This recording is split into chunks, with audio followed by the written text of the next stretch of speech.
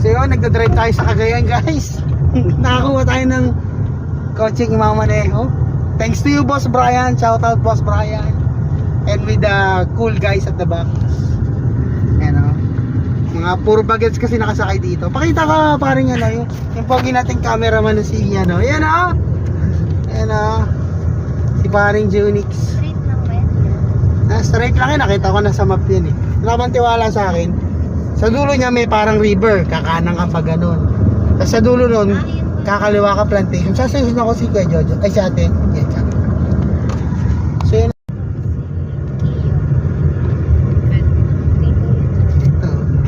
Gateway. Ito daw tatayan niya ng mga condo. Opo, parang Sabi ni Uncle.